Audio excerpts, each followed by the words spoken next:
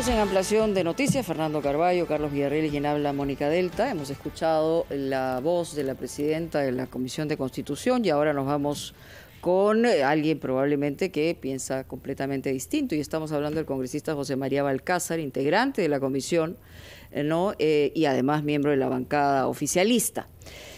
Congresista Balcázar, buen día. ¿Congresista Balcázar? Sí, muchas gracias por la invitación. Ya, parecía que no me escuchaba. ¿Cómo le va? Usted me imagino que ha escuchado al la presidenta de la Comisión de Constitución y ha hablado que esta, digamos, modificación interpretativa no está creando derecho, no hablaría de un cambio constitucional, ¿no? Y lo que trata de hacer es que el Ejecutivo no puede hacer cuestión de confianza referente a cambios constitucionales. ¿Por qué usted estaría en contra? Entiendo que está en contra. Sí, nosotros tenemos en proyecto un dictamen sustitutorio en el sentido de que ya en anteriores oportunidades el propio Congreso de la República ya se había pronunciado en casos similares diciendo que no procede que el Congreso haga una labor interpretativa de la Constitución, porque eso significaría alterar la esencia misma de la Constitución, que es un cauce democrático en cuya virtud el Parlamento y los poderes del Estado, o sea, la forma tripartita de Estado, no son más que instrumentos para consolidar un sistema democrático de equilibrio de poderes. En tal sentido que esa pretendida ahora es interpretación a través de una ley de menor jerarquía, obviamente que no se condice con la naturaleza prevista en la Constitución. Toda reforma, como ya se ha dicho en anterior oportunidad, con el Congreso anterior, se dejó el caso para un futuro referéndum porque no se alcanzó la votación correspondiente. Esa iniciativa solo contó con 81 votos a favor, cifra de no de los 2/3 que la Constitución exigía. De tal manera que yo creo que este es un asunto sumamente claro. Y si bien es cierto, la comisión que preside a la colega ha recabado algunos dictámenes de algunos abogados. 4, dice. Sin embargo, tenemos que decir de que esos abogados son precisamente abogados de Fuerza Popular. Han tenido trabajos y publicaciones anteriores relacionados con ¿Quiénes son esos abogados, perdón, congresista? Sí. ¿Quiénes son esos abogados de Fuerza Popular? Los abogados son Esto Cruz, García Belaúnde y otros más que se han pronunciado en dictámenes que prácticamente ya no son abogados imparciales. Nosotros habíamos pedido que, por ejemplo, se cite a César Landa, entre otros, para se le ha citado para hoy. Se le ha citado parte de lo que nos dijo la señora Juárez, es que se ha citado hoy a Francisco Guiguren y César Landa. Sí, logramos el día de ayer porque presentamos una objeción previa porque se quería aprobar ya el predictamen, lo que significaría pues un apuro tremendo. Yo creo que en realidad lo que tenemos que llevar es a la calma para no incurrir en una situación de esta naturaleza que desvirtúa el sentido mismo del control y reparto de poderes. Yo creo que hay necesidad de evitar que en la futura ley que se podría expedir por mayoría podría ser objeto de una declaración de inconstitucionalidad evidente, y eso haría perder no solamente prestigio y seriedad al Parlamento, que entiendo que en este bicentenario debe dar muestras y ejemplo a los congresos anteriores. Pero esta interpretación, y lo ha manifestado también no solo la congresista Juárez, permitiría además recuperar funciones ¿no? que son de manera exclusiva y excluyente del Parlamento, como por ejemplo aprobar o rehusar un pedido o una cuestión de confianza. ¿Cuál es su opinión en ese sentido con relación a este argumento, congresista Balcázar? No, yo respeto mucho a la congresista, pero eso es una interpretación sumamente literal de la norma constitucional. Es la norma de normas, es la norma fundamental, la Carta Magna, como se dice, en cuya virtud el Parlamento tiene sus propios medios como para poder ejercer el control constitucional. Es expidiendo leyes, pero leyes de menor jerarquía, pero no puede haber una ley que interprete a la Carta Fundamental, que solamente esa soberanía lo puede mover el propio pueblo a través de una soberanía que se pueda convocar expresamente. De tal manera que si vamos por ese camino de una ley de menor jerarquía para interpretar la norma constitucional, de hecho, de facto, es nula, ipso iuri. Lo que tendría que hacer el Parlamento en todo caso es promover una reforma constitucional, que la propia Constitución precisamente es la que da el camino. Yo no sé por qué no se quiere usar eso. Ahora bien, la señora Juárez lo que nos dijo es que hay un problema de equilibrio de los poderes en el Perú, tal y como se ha puesto de manifiesto con la disolución y con la vacancia presidencial, y que hay que precisar los términos en que la confianza pueda ser sometida a cuestión con la eventualidad de que, acumuladas dos rechazos de la confianza, el presidente quede facultado para disolver. Y estos no son temas abstractos, puesto que han sido temas referidos por las autoridades del Ejecutivo. El señor Guido Bellido, primer ministro, hace 3 días dijo que si se censuraban ministros, pues procederían a someter la cuestión de confianza. ¿Reconoce usted o no que es necesario buscar una reforma para que nuestra democracia no viva permanentemente bajo el riesgo de hallarse ante disoluciones o vacancias?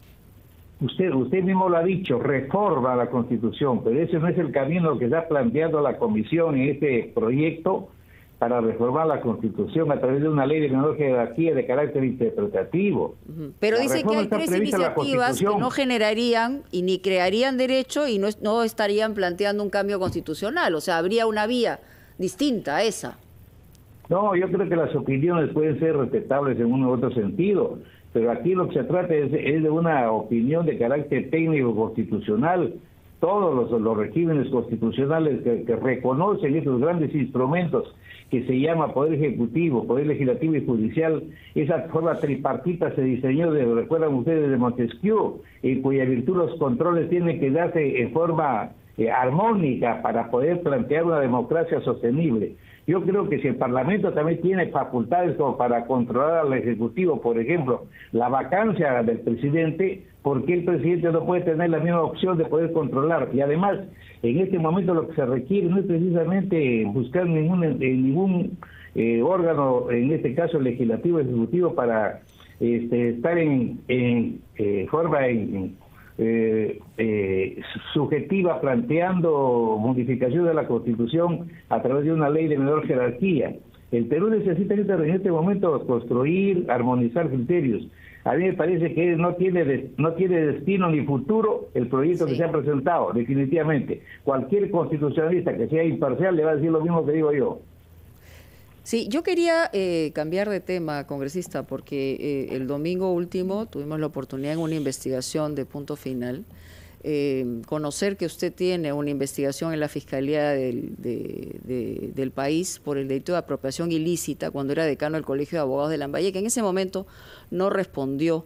¿Qué tendría que responder sobre ese tema? El contexto es el siguiente, que habría usted derivado fondos que tenían que ver con su trabajo, precisamente en el Colegio de Abogados de Lambayeque, a su cuenta personal, y estamos hablando de 900.000 soles. ¿Cuál sería su respuesta? No, simplemente que es una serie denuncia que hace más de 3 años unos abogados aquí, yo en el Colegio de Abogados los había expulsado, que denunciaron por supuesta apropiación. Primero por fraude de personas jurídicas. Pero estuvo en su cuenta personal, yo quería preguntar eso. ¿Eso es verdad? Porque si no, la Fiscalía no hubiera podido abrir esa investigación. Ha sido archivada en primera instancia, luego se ha reabierto por otra petición de otro abogado, en el sentido de que se cambie de figura. La gente aquí lo que pasa es que cualquiera, como la justicia penal es gratuita en el Perú, cualquiera puede presentarse a hacer denuncias. En este caso, pero la pregunta que le estoy haciendo es, ¿efectivamente ese dinero derivó en su cuenta personal o no? A ver si nos contesta, por favor, a esa pregunta, señor congresista, después de unos instantes que tenemos que dedicar a oír a los anunciantes, y responde usted a la pregunta precisa que le ha formulado Mónica Delta. Muy bien, habíamos quedado pendiente de una respuesta al congresista Balcázar y yo quería una respuesta bien puntual. Cuando usted fue decano del Colegio de Abogados de Lambayeque entre el 2019 y el 2020, de acuerdo a esta investigación interna de ICAL, habría usted recibido más de 900.000 soles producto de pagos por colegiatura en su cuenta bancaria personal. La pregunta es bien concisa. ¿Estaba esa plata en su cuenta personal? Y si es sí, ¿por qué estaba en su cuenta personal? Sí, yo creo que es necesario decir de que efectivamente eso es así. El asunto no es mirar por ese lado simplemente sesgado de una cuestión de práctica de hecho. El problema del Colegio de Abogados se presentó a esas circunstancias porque habíamos expulsado a los directivos que conformaban mi lista, en cuya virtud teníamos una cuenta del Colegio de Abogados que está hasta ahora intacta de 1 millón de soles. En esa cuenta la firma mancomunada tenía yo y la secretaria de Tesorería. Y entonces, como fueron expulsados estos directivos, el consejo mío que quedó reconformó el Colegio de Abogados y abrimos una cuenta nueva a mi nombre. Con esta cuenta hemos pagado todos los gastos que se hacen en el Colegio de Abogados. Eso está debidamente acreditado. O sea, no es el hecho ya que yo no existe esa plata, dinero, ya la usaron. Si yo me he apropiado o no me he apropiado de las cuentas del Colegio de Abogados. Ese es el fondo. Además, el estatuto del Colegio de Abogados en ningún momento me prohíbe o me prohibía para poder yo abrir las cuentas que crea conveniente. El tema no es eso, el tema es ¿se apropió o no se apropió? ¿Hay pruebas o no hay pruebas? No, el tema también es que hay abierto una investigación, ¿no? Yo por eso, congresista, o sea, más allá, formal, con toda la tranquilidad del mundo. A partir de la cual se pretende levantar nuevamente una situación que hace 3 años fue archivada. Yo creo que aquí hay una cosa que un levantamiento periodístico es necesario y tengo usted la plena seguridad que también tendría que ser archivado, porque la pericia tendrá que demostrar que no nos tomó un solo cuando sea archivado. Pero por eso quería aclarar la situación, pero usted nos dice que efectivamente esa cuenta se abrió a su nombre y los dineros de esa cuenta eran los dineros que pagaban los abogados para la colegiatura. Eso es lo que nos está confirmando. Y es más, señora Delta, es el actual decano del Colegio de Abogados, que no ha sido convocado por el que habla, también está haciendo lo mismo, porque él no puede aperturar una cuenta sin mi firma. O sea, ¿de qué estamos hablando? Digamos, que lo que se castiga en una conducta es si esa persona se apropió o no se apropió de los dineros del Colegio de Abogados. ¿Por qué no dice que de esos ingresos que se recibió por el Colegio de Abogados se pagó todas las planillas y todos los gastos del Colegio de Abogados? Pero entonces la Fiscalía, las medidas verdades no pueden ser levantadas periodísticamente. A ver, congresista, si es tan simple como usted señala, la Fiscalía de una vez ha debido desestimar la investigación y no reabrirla. Lo ha desestimado primero lo ha desestimado porque no encontró ningún viso de Pero además, irregularidad. ¿qué motivación tendría contra usted para volver a abrirla si es que, como señala usted, está tan claro todo? Sí, inclusive la Fiscalía pedida a estar disponiendo que se haga una pericia contable para demostrar... ¿La motivación cuál sería? ¿Hay una, digamos, lo está persiguiendo la Fiscalía? ¿Qué cosa pasa? Según usted. No, las personas que han pretendido sorprender al Ministerio Público han vuelto a reabrir el asunto, pero, como le digo yo, ¿cómo es posible que una denuncia se haga sin ninguna pericia previa? Estamos hablando de un delito común que se llama apropiación ilícita. Correcto, sí, claro. ¿Dónde está la acreditación que yo me apropiaba de los dineros? ¿Para qué me entregaron los dineros? Es que, digamos, llama la atención que sea una cuenta personal abierta a su nombre y que los dineros que fueron colocados en esa cuenta personal tengan que ver con el tema profesional que pagan los abogados en un colegio como el Colegio de Abogados, en este caso de Lambayeque. Formalmente usted lo que tú dice, eso obviamente podría ser revisado por el Ministerio Público, pero aquí lo que se trata de determinar es que el doctor Balcázar, como decano, se apropió de un sol del Colegio de Abogados o esa plata que ingresó fue invertida y está acreditada por los cheques que se giraron a cuenta de del Colegio de Abogados. De tal manera que ahí no tenemos ningún inconveniente como para poder demostrar hoy, mañana y siempre de que el Colegio de Abogados fue debidamente representado y el más pulcro. Lo que pasa es que yo expulsé a 9 de mis directivos por malas prácticas y ellos son los que han promovido y siguen promoviendo este tipo de levantamientos nuevamente de algo que ya está prácticamente aclarado y no hay ningún problema con el Colegio de Abogados de Lambayeque. Bueno, esperaremos entonces que la Fiscalía dé su palabra sobre esto. Reconocerá usted que de todas maneras es sorprendente que los dineros de las cotizaciones de los abogados vayan a dar a una cuenta personal, en este caso de usted. Nos ha dado su explicación, esperaremos lo que la Fiscalía tenga que decir sobre eso. No sé si y como Carlos... le reitero, el propio decano actual hace lo mismo, está depositando en una cuenta particular. No es argumento. Usted como abogado sabe que el mal de muchos no excusa eventualmente lo que hace uno. De manera que lo que haga su sucesor no es un argumento. En todo caso, muchas gracias. Sí, Carlos, por favor. Sí, Fernando, una pregunta muy concreta nada más para el congresista Balcázar. Él como integrante de Perú Libre, del partido de gobierno, ¿cómo ha tomado la acusación que se ha hecho contra el presidente del Consejo de Ministros por parte de la vicepresidenta Patricia Chirinos sobre una agresión verbal en su contra? Bueno, nosotros estamos siempre, porque esa es una práctica de machismo que debe desaparecer definitivamente del país y de la conducta, por supuesto, de los políticos. Y yo siempre me he pronunciado de las épocas en que Fujimori, por ejemplo, maltrató a su esposa.